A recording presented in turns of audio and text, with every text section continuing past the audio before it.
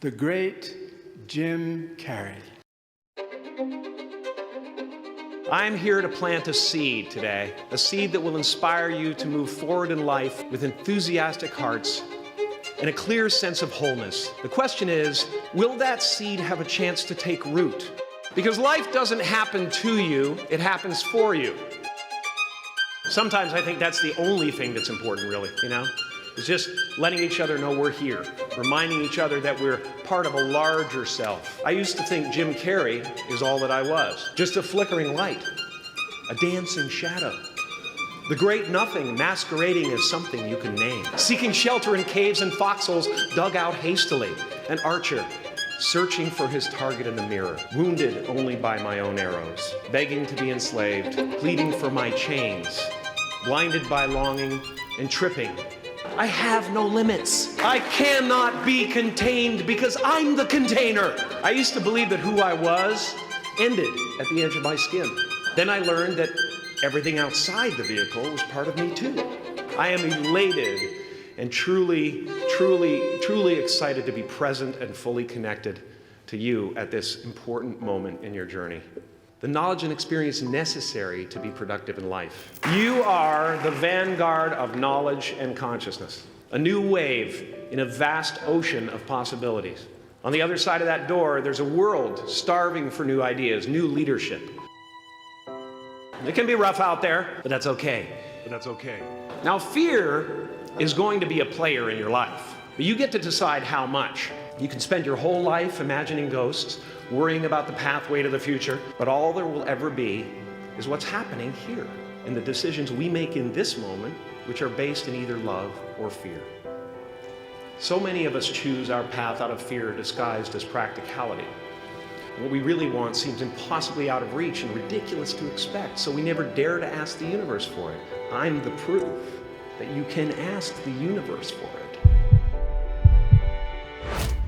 My father could have been a great comedian, but he didn't believe that that was possible for him. And so he made a conservative choice. Instead, he got a safe job as an accountant. And when I was 12 years old, he was let go from that safe job. And our family had to do whatever we could to survive. I learned many great lessons from my father, not the least of which was that you can fail at what you don't want. So you might as well take a chance on doing what you love. It's not the only thing he taught me, though. I watched the effect of my father's love and humor and how it altered the world around me, and I thought, that's something to do. That's something worth my time. And he treated my talent as if it was his second chance. His second chance. When I was about 28, after a decade as a professional comedian, I realized one night in LA that the purpose of my life had always been to free people from concern, just like my dad. And I dedicated myself to that ministry. What's yours? How will you serve the world? What do they need that your talent can provide? That's all you have to figure out. As someone who's done what you're about to go and do, I can tell you from experience, the effect you have on others is the most valuable currency there is. Because everything you gain in life will rot and fall apart, and all that will be left of you is what was in your heart. My choosing to free people from concern got me to the top of a mountain. Look where I am. Look what I get to do. Everywhere I go. I'm going to get emotional because when I tap into this, it really is extraordinary to me. I did something that made people present their best selves to me wherever I go. I am at the top of the mountain. The only one I hadn't freed was myself. And that's when my search for identity deepened.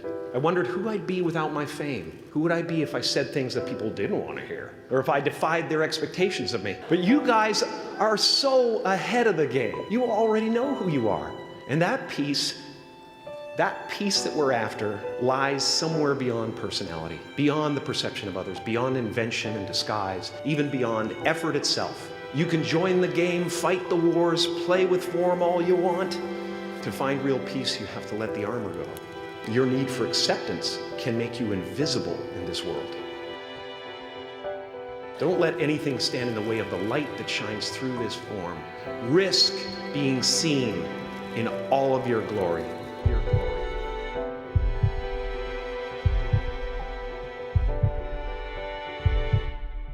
This painting is big for a reason. It's called high visibility. It's about picking up the light and daring to be seen. Here's the tricky part. Everyone is attracted to the light. The party host up at the top, who thinks unconsciousness is bliss and is always offering to drink from the bottles that empty you.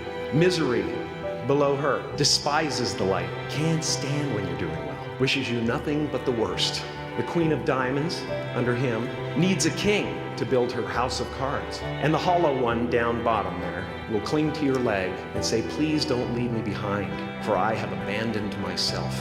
Even those who are closest to you, and most in love with you, the people you love most in the world, will find clarity confronting at times. This painting took me thousands of hours.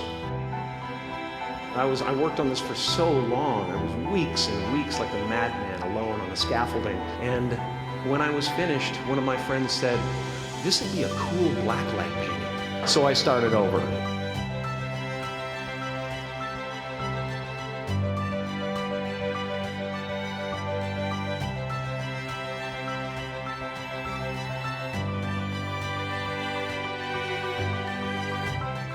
Some pretty crazy characters up there, but better up there than in here,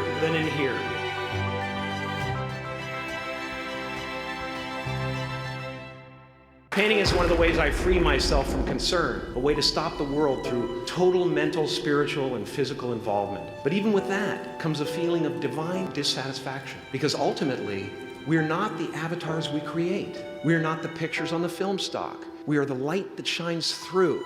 All else is just smoke and mirrors, distracting, but not truly compelling. I've often said that I wished people could realize all their dreams and wealth and fame, and so that they could see that it's not where you're going to find your sense of completion. Like many of you, I was concerned about going out into the world and doing something bigger than myself, until someone smarter than myself made me realize that there is nothing bigger than myself.